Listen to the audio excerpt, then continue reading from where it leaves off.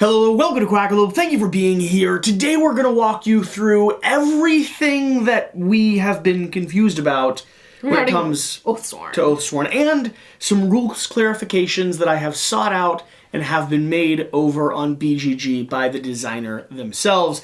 This is your comprehensive guide of the 13 or 14 things you're probably doing wrong in Oathsworn so far. Yeah, and the designers are really helpful over on BGG. If you have any questions that you want to ask, they are replying to the comments and making a FAQ section as well. And honestly, the rulebook is actually really strong. Yeah. I've read through it twice myself. I've read through it once. You've read through it once. We've played through the first stage of the game. We're actually taking on the Oathsworn Challenge, which if you're not aware about, we have another video talking about, but all that needs to be said is you need to hit that subscribe button now if you're excited to see us play through a campaign of this game and you want to invest and support Shadowborn along the way.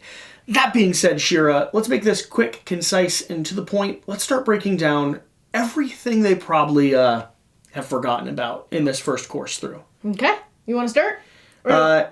Either one. Okay. The first one that I have is that when you are battle flowing your cards, when you put a card into a section, if you put a card into the 3 spot, it causes all the cards in the 3 spot to move to the 2 spot, but it doesn't continue in chain. You stop right there. Yeah, so Battleflow is the way that you actually regenerate and get things back into your hand. But like you said, 3 pops everything from 3 over to 2, but it doesn't continue escalating. Tied to that, however, is the opportunity to get your cost 0 or cost 1 card back into your hand. So most characters actually have a 0 Battleflow card, meaning you play it, it goes down to the bottom of your board, and it'll pop back up into your hand after that whole round or after that encounter phase has passed. However, if you've Battleflowed your level 1 cards, your flow 1 cards, down into your 0 location, and you then play your 0 card during the course of the game, or you use a token or anything like that, you can actually go ahead and grab all of those cards from 0 directly back up into your hand. You don't have to wait for the round to finish before you refresh the market. That can be pretty critical sometimes. Yeah. If you cycle that correctly and get those in the order and sequence them properly, you can get some powerful combinations. Now, another important thing to keep in mind when it comes to Battleflow and this card resource mechanic is going to be how weapons and items tie into that. Weapons and items don't actually trigger the Battleflow sequence, but you do have to put them in the circulation. Once you use that, if you're playing a full-fledged character, you have to put it in the location based on the number in its upper right corner. However, it is not going to trigger everything to move to the next location. However, in comparison, companions, their items are only one-time use. Yeah, so you'll flip them over, but you don't lose any of the stat bonuses for the items that you have. That's one of the reasons why you build the board the way you do, with cubes representing the items that you're using, and then them and their special abilities being the things that actually get paused and refreshed. Moving down, let's talk about a easily overlooked rule. Probably one of the, I would say, most thoughtful and worst parts of the rulebook that I have seen. It is on page 13 of the Encounter rulebook, and it is specifically called the Determination Rule. The reason why I think it is both thoughtful and poorly done is that it is in a bold, giant black box right down on the bottom, clearly saying, pay attention to this, please, it's important. And yet, because it isn't incorporated into the main text of the book, I actually missed it entirely the first time I read through. It references the Determination Rule a couple times during the text of the book. References. Yes. But it doesn't sit and define it. Yes. It says, look it up on page 13. Yeah, exactly. So, the Determination Rule, and I will read this verbatim because it's important, I promise you. If, after redraws, one of your attacks misses, draw 2 or more blanks, you gain any 1 combat token of your choice. To represent you becoming more determined to succeed next time. In addition, you regain all redraw and empower times 3 tokens you spent during the attack. Yeah. Do you know how major that is? Holy cow. If you try to redraw and you use 3 redraws and you still miss that attack, you get those all back and get another token of your choice. It's insane. Go read it for yourself. That is a major buff or debuff depending on whether or not you're missing it or actually using it properly throughout the course of the game. It will probably save your life, and I mean that genuinely if you're playing on hardcore mode like we are. Another point that we have has to do with the stage cards when you're fighting the creature itself. When you're going up against this giant broodmother over here, You actually have a lot of information. The next card that is going to be on the next stage is always going to be face up in that deck. Sometimes it'll reference to turn it up earlier, but it will always be there looking at you, letting you know how much evil damage she's going to inflict on you. That means you're a skilled warrior. I mean, we're sworn into the free company. We understand what we're fighting. We have a little bit of premonition, and it allows you to plan how you're going to react, interact, and deal with the creatures that you play against. They're brutal enough. Make sure you check, recheck, and double check that card. One element, when the enemies are attacking you, when they're going through their decks, they ignore misses and they ignore criticals. They are not going to exponentially get bigger and bigger attacks with those criticals, but they're also not going to miss. Now, there are misses and criticals in their deck. I assume there are certain moments where those come into play and are referenced, hence them being in there to provide a little bit of a buffer.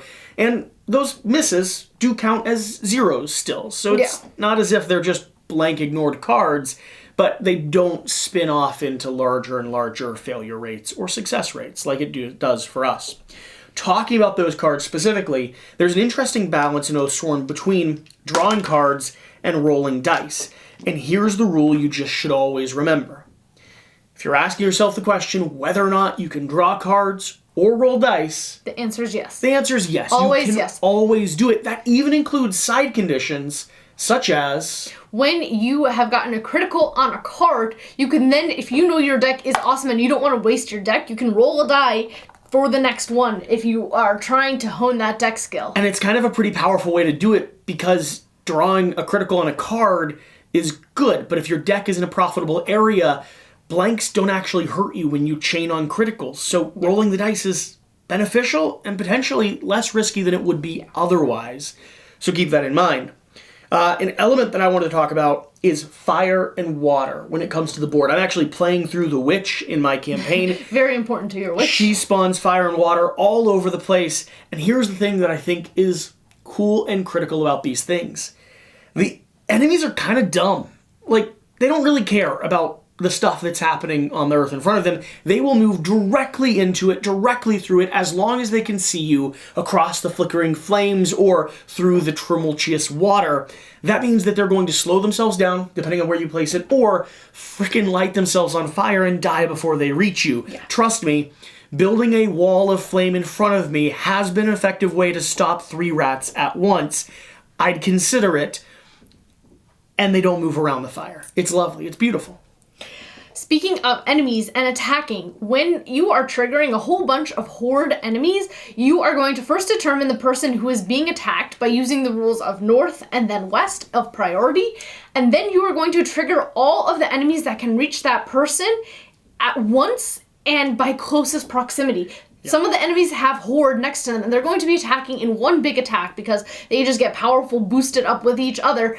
And it can be pretty brutal, but they are all going to swarm on that one person, and it's going to be triggering them based on location. You don't want to be surrounded by a mob of enemies. What that looks like when they chain together is they just add all of their stats, meaning that whatever their multiplier is divided by your defense is going to have a substantial buff, because instead of 2 divided by 2, 2 divided by 2, 2 divided by 2, you're talking 8 divided by 2. Right. Well, instead of it being something that you could possibly ignore with your defense, it's going to be something that you're going to be taking damage from. Yeah, you're going to at least take some degree of damage. Now, you mentioned the north to west rule, and that is the standard rule when it comes to everything you're diagnosing here in the game. If you're looking for an answer, how to identify your target, how to determine between closest when people are equals, how to orient movement when there's multiple pathways that are viable, don't check the rule book.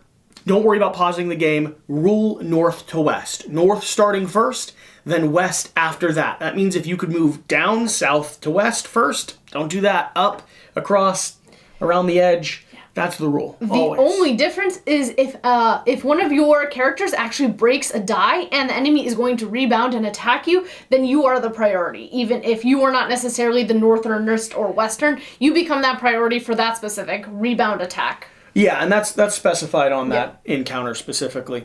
So another thing that deals with large enemies, let's talk about the way they actually move and how they deal with obstacles and creatures. So, a large enemy is going to be moving north to west based off of its targeting rules. Of course, follow the card hierarchy first, determining who's around and available for them to bite the head off of. And then if it's equal, that's when you use north to west rule. But the large enemies are going to be able to move around and through obstacles and people. If they stop on top of anything, it gets shoved or destroyed. If they stop on top of a large tree, the tree breaks down. If they stop on top of a pile of rats and one of your Oathsworn, you all get pushed out as if a large weight was dropped in the center of a pool of water and it flowed everyone to the outside edge. You get displaced to the closest place you can. However, if they pass through, nothing actually gets removed. They don't destroy a tree on the way by. They don't kill you or shove you on their way through the pathway. The reason being is because it assumes that they squeeze around the tree, and when it deals with Oathsworn, it assumes that you're quick enough to step out of the side and then hop back into the position you were in. You can dodge and roll without having to pay extra resources for it. It's a nice little buff they give you. One last side thing on my list is that when you're in the story mode, if you are having a battle encounter, like if you're having a battle instance where you're fighting against something and you lose, then you actually take a hit to your hit point die. You are going to start out your encounter with less life and be at a little bit of a disadvantage. Okay, the last few things I have. I know they're simple, so I'll go through, well, most of them are simple, so I'll go through them quickly. Item decks are not considered public. Neither is your curative deck until you go to the actual physician or you go to the banker who allows you to trade. Now, I know you set up the deck in the very start of the campaign, so there's a chance you already kind of know what's in there. Avoid looking at it too closely, and as you shuffle in more cards and add stuff to that deck, it's not really a public marketplace. You kind of got to pay for access to that information. Moving on down, miniatures. These miniatures have a habit of, coming apart. And it's not a flaw. They're supposed to. I promise it is what they are designed to do. You're actually able to swap out body parts, add on new weapons, and do cool things with the painting and customization of them. However, some of them do not always go back together as nicely as you'd assume. Now, there's two tricks to this to make them stay fairly stable, honestly. First is going to be squeezing nice and hard in the center of the chest, harder than you would assume. It's going to squeeze every piece together and make sure everything's locked where it should be. If you do find, like I do sometimes with this shield here, that it's just a little counterbalanced in the way that it's designed, I will take a little bit of silly putty, add it to the end there, and then squish it in. It just cleans up that seal and allows it to stay a little bit better. And of course, if you're messing with them, it's going to take a little bit to get them back. Now, some people are gluing them. If you do glue your models, try to keep it only to things like the base itself. I would highly recommend things like silly putty for the arms and other elements because those things are interchangeable. And one of the cool features about the game and one of the things that will keep the value of your game intact is the fact that your game still has the ability to be modified and changed. Okay. One of the most confusing things, and the last thing here, something I had to do a lot of digging on BGG to figure out, is the conversation of destroying 2 dice at once when it comes to a large creature. There is a strategy to be had where you actually miss one of the creature's responses, one of its higher level responses, by preparing 2 locations to be taken down in one fell swoop. Meaning, you actually do your full attack, both areas take damage, the last die is removed, and the game ends immediately. You don't take that extra retribution, you don't potentially take that last bit of death. However, while that is possible, it is also very specific and very rare. The only people that can really do things like that would be people such as the witch who I'm playing, who has the ice spike or the fireball attack that allow you to actually target multiple locations depending on the context. However, if you're using an area of effect attack, which I don't know if Fireball is. I know Ice Spike specifically has rules that break this rule. But if you're using an area of effect attack, you cannot target multiple die locations from the same creature. And this is only one viable target. So for instance, with one of the characters that throws blades, and it says it can target 3 different creatures, or the Firefly ability here with the Witch that allows me to hit 3 different zones, that is actually not related to the die itself. It's related to 3 different individual targets. So you cannot take advantage of that, breaking the game style rule by breaking 2 dice at once. Damage does not spill over either. So if you happen to be attacking the butt and you do 17 damage, none of that is going to go to the middle.